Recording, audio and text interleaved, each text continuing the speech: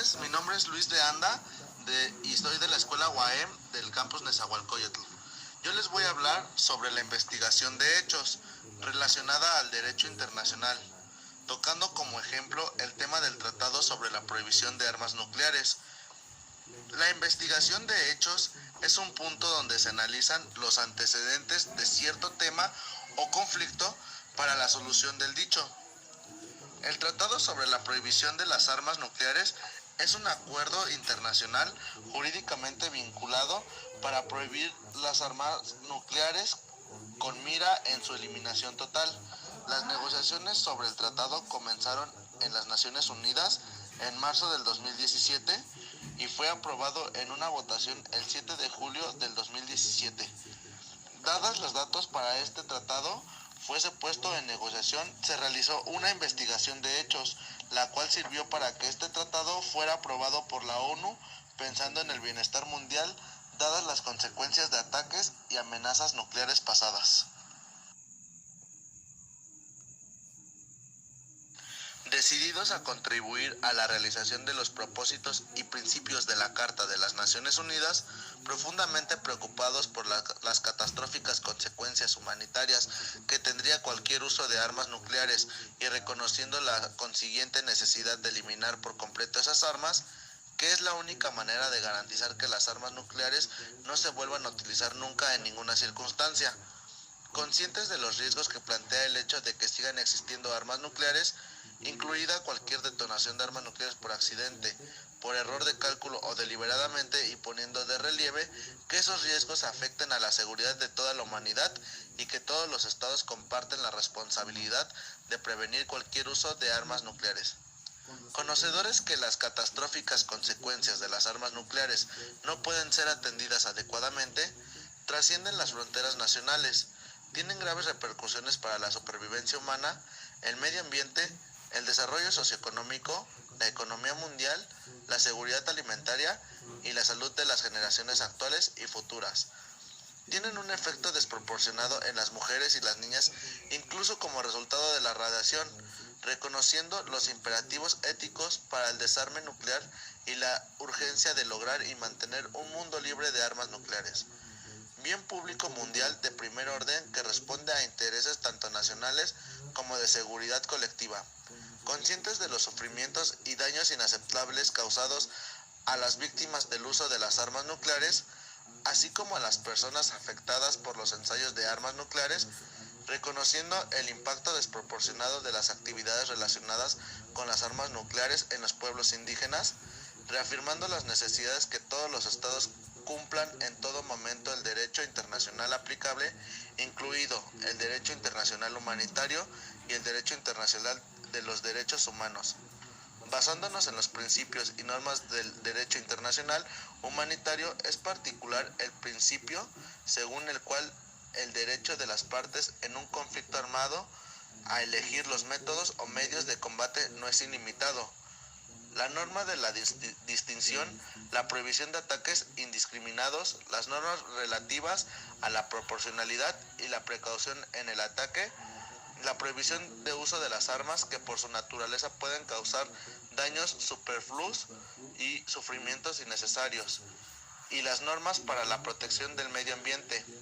Considerando que cualquier uso de armas nucleares sería contrario a las normas del derecho internacional aplicables en los conflictos armados, en particular los principios y las normas del derecho internacional humanitario, reafirmando que cualquier uso de armas nucleares sería también aborrecible a la luz de los principios de la humanidad y de los dictados de la conciencia pública, recordando que de conformidad con la Carta de las Naciones Unidas, los estados deben abstenerse en sus relaciones internacionales de recurrir a la amenaza o al uso de las fuerzas contra la integridad territorial o la independencia política de cualquier estado o en cualquier otra forma incompatible con los propósitos de las Naciones Unidas, y que ha de promoverse el establecimiento y mantenimiento de la paz y la seguridad internacionales con la menor desviación posible de los recursos humanos y económicos del mundo hacia los armamentos, recordando también la primera resolución de la Asamblea General de las Naciones Unidas aprobada el 24 de enero de 1946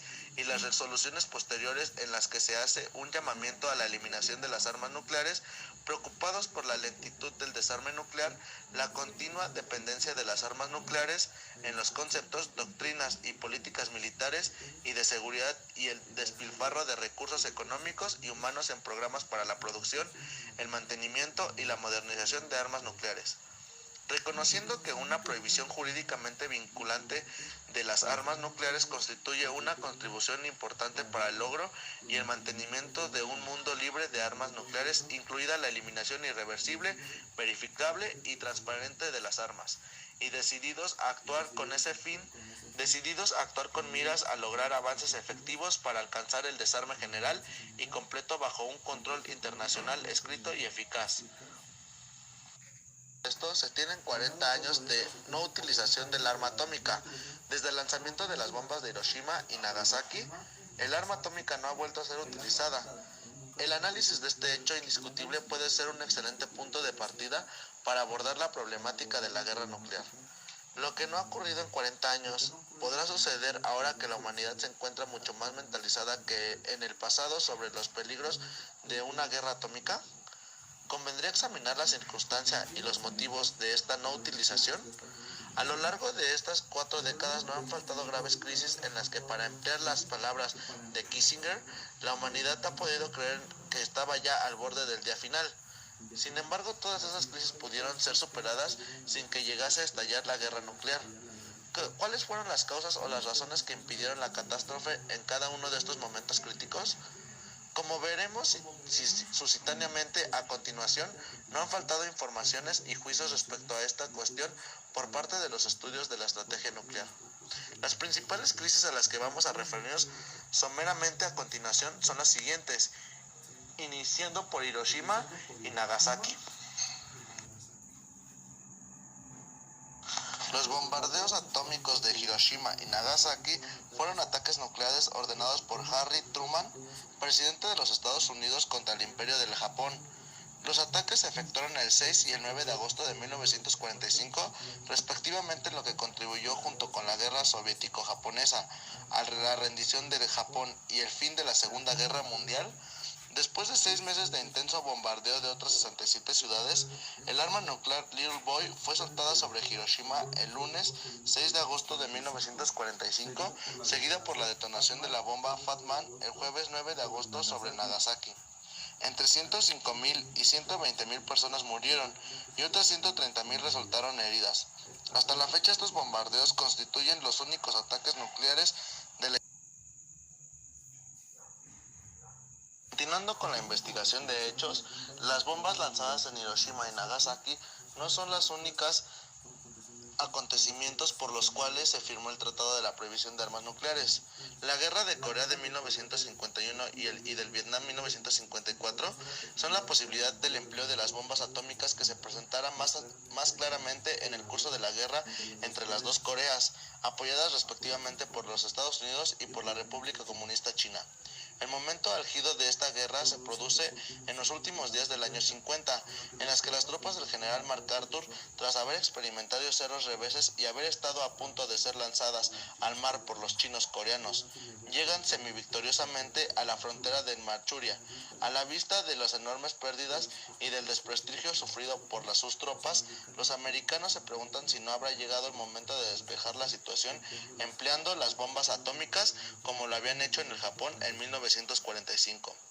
Nada más fácil que esto, puesto que el ejército de los Estados Unidos disponía ya en este momento de 300 bombas atómicas de 40 kilotones, doble potencia de la bomba que se dejó caer sobre Hiroshima, con los cuales se podía arrasar repetidas veces el territorio de la China comunista. El general MacArthur propone pues un ataque atómico contra China. De igual manera, la posibilidad de utilización de las armas atómicas quedaba abierta y volvería a presentarse en la crisis de Suez y sobre todo en la de los misiles de Cuba. Crisis del Canal de Suez en 1956 y de los misiles de Cuba en 1962. El caso de Suez en 1956 presenta caracteres muy distintos a los de Corea y Vietnam. En Suez hubo realmente una amenaza de guerra atómica por parte de los soviéticos, aunque rápidamente superada por la actitud conciliadora de los americanos en 1956, las cosas habían cambiado mucho geoestratégicamente hablando. La URSS era ya una verdadera potencia atómica, aunque no había alcanzado aún la estricta paridad atómica con los americanos, se hallaba ya en condiciones de causar a estos enormes daños. Podía, por ejemplo, enviar bombardeos atómicos sobre el propio territorio americano y destruir en unas cuantas horas lo más importante de las principales ciudades americanas. Por otra parte, los científicos rusos se hallaban más adelantados que los americanos en sus trabajos para lograr lo que habían de ser una mutación importantísima en la estrategia nuclear, la fabricación de misiles atómicos. En estas condiciones, los americanos se veían obligados a respetar a los soviéticos y contar con ellos para todas las cuestiones importantes. A punto de acabarse el monopolio atómico americano, había empezado a funcionar lo que algunos llaman el duopolio, es decir, el reparto del poder mundial entre las dos superpotencias. La crisis de Oriente Medio se produce a partir de la instalación del Estado de Israel al término del mandato británico en Palestina en 1948.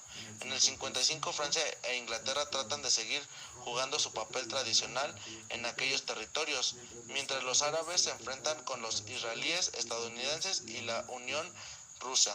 Hacen pesar su influencia en favor de unos y otros. La situación se degrada rápidamente.